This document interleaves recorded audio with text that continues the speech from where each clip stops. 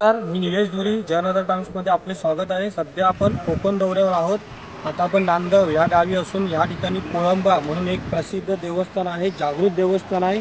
या ठिकाणचे जे गावकरी आहेत त्यांच्याकडून आपण देवस्थानाबद्दल थोडक्यात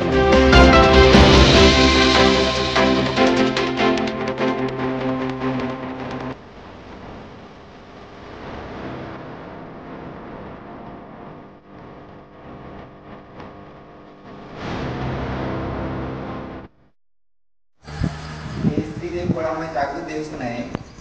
इथे खूपचाही उरलेला नवस पूर्ण होतो। आपला अवयव खूपचाही अवयव दुखत असतो, त्याबद्दल आपण आपल्या मनात जर बोललो की माझा अवयव पूर्ण बरा होऊ दे, मग तुला मी त्या करून देईन, तर आपण लाकडी प्रतिकृती देवतो त्याला। त्याप्रमाणे हा नवस बोललेला आहे एका माणसाने। त्याचा हात दुखत होता, हात त्याचा पूर्णपणे बरा झाला, त्याने हा लाकडी हात केलाय। तसंच एकाचा पाय दुखत होता, पाय बरा होऊ दे म्हणून नवस बोलला होता, तो नवस पुणे लाकडी देऊन पूर्ण केलेला आहे। तसं माणसाचं असेल, जनावरांचं असेल, ते बोललेल्या प्रत्येक ह्याचा प्रतिकृती करून द्यायची असते। हा देव तो पूर्ण बरा करतो आणि त्याच्यानंतर आपण एक प्रतिकृती करून पूर्ण करायचं असतं। नमस्कार, माझं नाव संजीव मनोज शिरसाट। प्रामुख्याने मी लहानपणापासून इथंच आहे, म्हणजे माझं आहे मामाचंच गाव आहे। आणि कोळंबा हे देवस्थान म्हणजे खूप जागृत देवस्थान आहे। त्याच्यामध्ये साधारणतः याचं जी देखभाल असते नांदगाव विकास मंडळ मुंबई आणि लोकल इकडचे ते नागेश मोदी हे यांच्यामार्फत त्याची संपूर्ण पूजाच्या म्हणा काय वार्षिक उत्सव, साधारणतः वार्षिक उत्सव हा म्हणजे आमचा एक सरस असतो। जसं गणपती म्हणतो आपण, तसं आमचा वार्षिक मे महिन्यातील पहिला रविवार म्हटला तो आमचा हा उत्सव असतो। त्या दिवशी मी नवस पेडणे नवस घेणे दिवसभर यायचे। साधारणतः संध्याकाळी 10 ते 15 हजार माणसं आपली इथे लाईन लागली, म्हणजे तिथे तसं जेवण म्हणा, म्हणजे तेच भाकरी पिंड संपूर्ण हा प्रसाद। त्याप्रमाणेच ज्यांना मुंबई करणं शक्य होत नाही तेच आषाढ महिन्यामध्ये आम्ही मुंबईत घेतो। तर यावर्षीचा उत्सव आपला साधारणतः 17 जुलै 2022ला लोअरप्रेलला आपला आहे।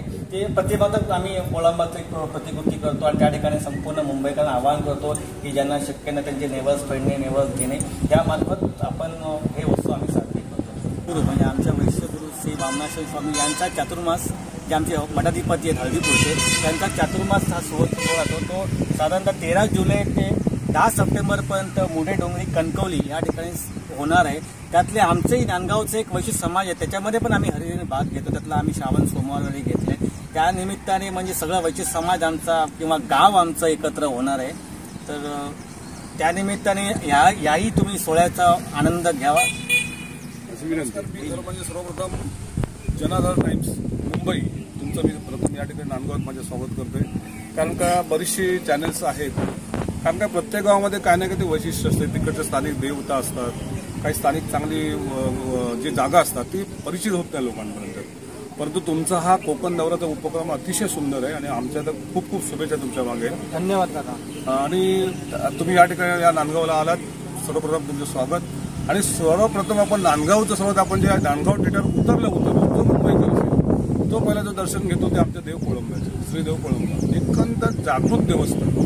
आणि आज त्याचं इतकं सुंदर रूप इकडचं नांदगाव विकास मंडळाने केलेलं आहे, ज्याचं सारथ्य आमचे नागेशजी मोरे करतात। आणि वर्षातून फक्त एकच दिवस इथे उत्सव असतो, मे महिन्यातला पहिला रविवार।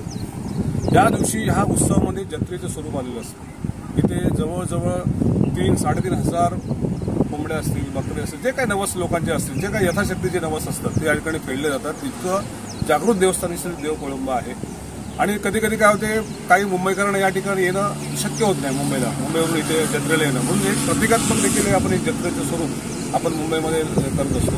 तर मला वाटतं संजीव शिरसाट यांनी सांगितलं आपल्या याच्यामध्ये, त्याप्रमाणे हे इतकं सुंदर देवस्थान आहे। आणि विशेष म्हणजे नॅशनल हायवे 17 म्हणजे राष्ट्रीय महामार्ग 17 जवळच असणारे हे देवस्थान आहे। म्हणजे इथून पंचकृषीतून इथून गोव्याला जाणारे जे काय वाहन चालक असतील, जे कोण असतील, ते प्रथम इथे नतमस्तक होतात या ठिकाणी श्रीदेव कोळंबासमोर, नंतरच त्यांचं वाहन पुढे जातं। हे ह्या जागेचं वैशिष्ट्य आणि एक समाधान वाटते। श्रीदेव कोळंबाकडे पाहिल्यानंतर तुमच्या मनात तुमच्या इच्छा असोत नसोत, परंतु एक मानसिक समाधान जे या ठिकाणी जे पाहिलं जातं किंवा बघितल्यानंतर जे मिळते त्या श्रीदेव कोळंबाकडे मिळते। आणि हे देवस्थान जास्तीत जास्त लोकांपर्यंत पोहोचावं, त्यांच्या मनोकामना इच्छित कामना त्यांना निदान बघून तरी पूर्ण व्हाव्यात, हीच आमच्या नांदगावकरांची एक अपेक्षा आहे। आणि हे तुमच्या चॅनलच्या माध्यमातून होत आहे, याचा आम्हाला जास्त आनंद